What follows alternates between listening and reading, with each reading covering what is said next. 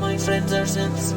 Today we have what I think is a particularly interesting device to share with you, and that is a vintage analog drum machine, or rather a vintage analog drum synthesizer if we're being more accurate, which came from the USSR, or the former USSR, and it's called the Elsita from a company or manufacturer called RMIF. The Elsita was manufactured in Latvia, which might come as a bit of a surprise because whenever you hear the USSR you think of Russia automatically, but it might make a bit more sense when you understand that RMIF stands for Riga Music Instrument Factory, and obviously Riga is the capital of Latvia. I have a particular interest in devices and gadgets that come from that period of, Soviet history, partly because they were so closed off for so long that the design choices are really interesting and they can be quite different to what we've seen in the West.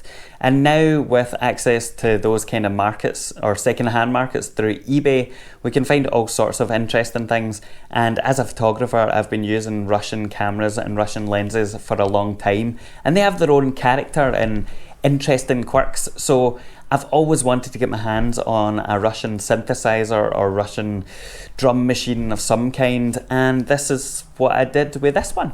This particular device came from a seller on eBay called something like Good Luck Vintage or whatever. They are based in Ukraine and stock a whole bunch of devices like this, and I paid about £200 including shipping. If I show you the front panel, you'll see that it actually has a really nice design to it, and it's got a very 80s aesthetic, I think. It reminds me a bit of the Dreadbox Typhon, but that could just be because of the colour scheme. But the other thing you might notice is it's a big bastard. Like, it really is a significant size, and maybe the Volca isn't the best thing to show you this, but it's bigger than you would expect. It's about 2.5 Volcas wide and about, 1 1/3 Volca tall, but it's very heavy, big metal. It's, a bit of a brutalist beast, which I guess, fits where it came from. So I'll talk you through a bit of what I know about it, because it's quite hard to find out lots of information about these. There's very few resources available online, and then I'll kind of go through and share some of the sounds and stuff at the end, and that's the plan. One thing actually to mention is that when you think of a vintage bit of equipment, especially one from the former USSR, you tend to think of it as being really, really old. But actually this was only made in the 1990s, and I think specifically this one was 1990, because I've got one of the wee booklet things somewhere that's got the date of manufacturer and whatever. And we know this because the company RMIF actually went bust in 1990, so this was probably one of the last things they made before they popped off the mortal coil. But that was a bit of a surprise to me, because I felt like this was much more of an 80s device than a 90s device, but there you have it. I guess to put it in context, this came out a full year after the Nintendo Game Boy, so that's pretty weird, I guess. If we take a look at the front panel here, you might be able to see that the writing on the front, or the script, is all in Cyrillic. Now, I don't speak Russian, but I do by chance read Greek, and there is some crossover between Cyrillic and Greek. So between that and between asking my pal Igor, who is Russian, what some of these things meant, I've been able to figure out kind of what the front panel is. So there are basically 4 different channels, so 1, 2, 3, 4, which are essentially the same voice.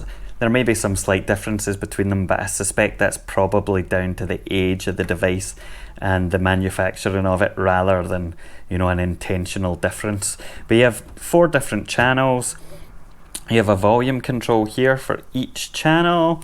This goes between tone and what I thought was cymbal, but actually it's shim, which is apparently the Russian word for noise. So you can blend between noise and the tone. So like a tom sound, or something that's got pitch to it rather than just noise. This lets you switch between controlling the tone or the noise. I've not quite figured out what that relates to. I guess it's this, which is filter. So there's a filter here. I don't really know what kind of filter it is, whether it's a high pass or low pass or whatever. This one I've no idea what that says. I guess it's batik. I don't know. I can't read that. But this is kind of the... What does that do? I can't fucking remember now what that does. Anyway, this does something else. This is kind of like a pitch bend, or like a bend in the note, and this is the tone, so the pitch.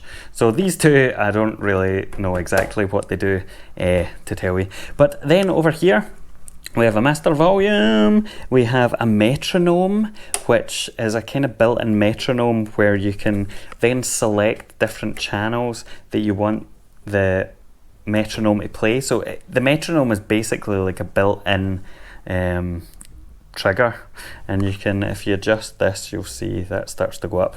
And in theory, you should be able to, you know, choose different channels that are triggered by this, but yeah. So that's it, fairly straightforward. If we take a look at the back of this, you'll see here that we have 4 jack inputs, and that is a trigger input for each channel separately. Now this one has been modified so that it has jack inputs, but originally they had the kind of 5-pin DIN sync, or DIN jack, sorry, for these as well, but that's a bit of a pain and a bit redundant in modern times, so I'm quite glad I managed to find one that had already been modified to accept jack inputs. We have a sensitivity knob for each, so you can control how, you know, loud or how high voltage the pulse needs to be to trigger things, which is nice. There is a sequencer input here, which is quite weird, because what I've figured out is that this essentially allows you to send pulses on a particular pin of the 5-pin cable.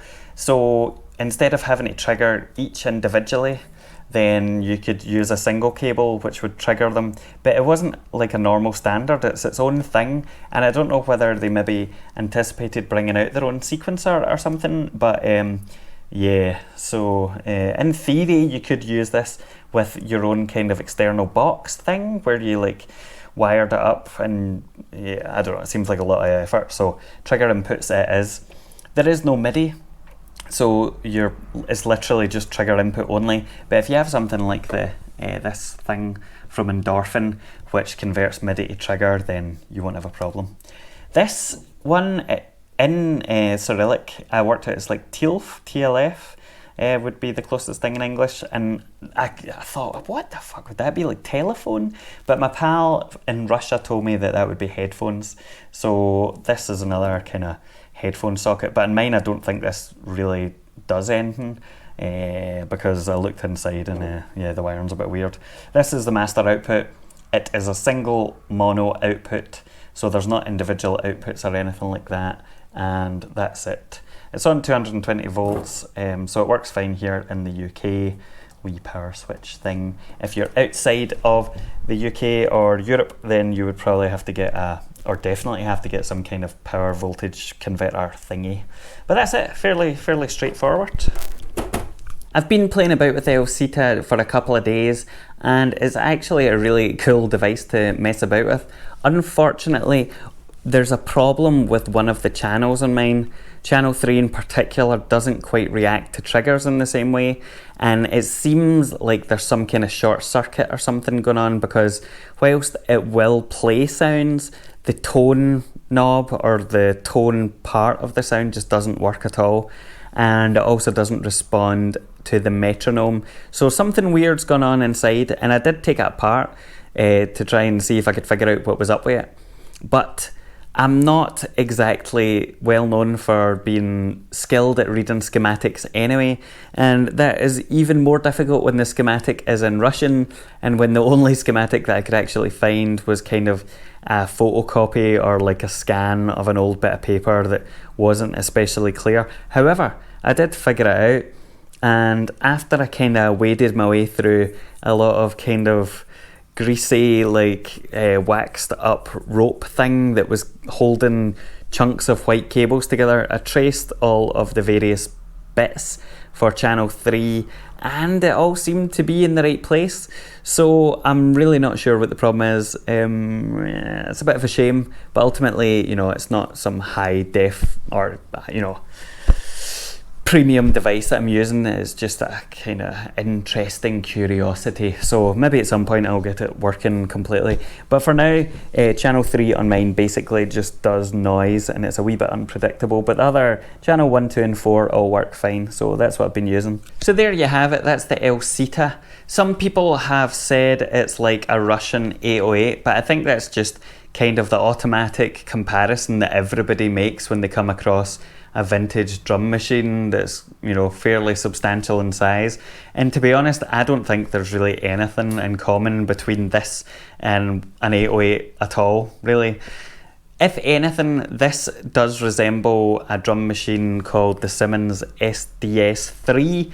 I've not played one of them myself, but it does have that kind of look, and it's quite possible that the Russians or the Soviets ripped off that design in particular.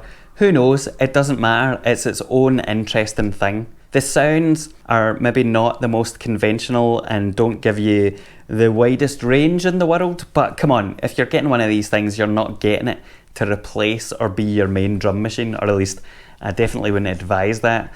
There's lots of room in there to tweak the tonal sounds, but even the kind of noise sounds aren't, you know, you don't get a huge amount of room. You can only really control the length of them and the kind of filter, so you know, it's not the most capable machine in the world. What I will say about it is that it's a fun device to use. It's a really interesting bit of gear and bit of musical history, I think, to have as an option to use when you're producing music. And some of the tonal sounds combined with the kind of sharp noise sounds actually remind me of things like the soundtrack to Utopia, which is one of my favourite TV series. Not the American remake, by the way, the original Channel 4 British version. If you're curious about this, but you're not really interested in paying £200 to get one shipped from Ukraine, then there is a VST that somebody's created, which I believe is free, but if you want to get 4 separate outputs, you have to pay for it. So it's worth looking that up. If I can find the link, I'll put it down below. At some point, I will sample this and I'll put it up on my Patreon thing and also on Gumroad if you want to go grab it for however much it ends up being. If not, there's a bunch of other sample packs on there anyway, so go have a look. My plan for this device is to use it as an interesting percussion instrument to give some extra flavour to tracks that I've got which feel a bit dull, and I'll do that probably over MIDI using my Squarp pyramid going into a MIDI to trigger converter. But I can also trigger this from a Eurorack, and what I'm going to do now is basically play out a bunch of sounds or sequences that I've written quickly on my Eurorack using a Triggerman module going into the Elsita. And at first they're dry, and then for the second lot I've put them through kind of a preamp to give them a wee bit more beef, so that'll give you an idea of what it sounds like in tandem or in concert rather than just on its own. That's it for now. No doubt you'll be seeing more of this drum machine in future videos, so if you're interested, comment and I'll include them in future and all the rest of it, blah blah blah.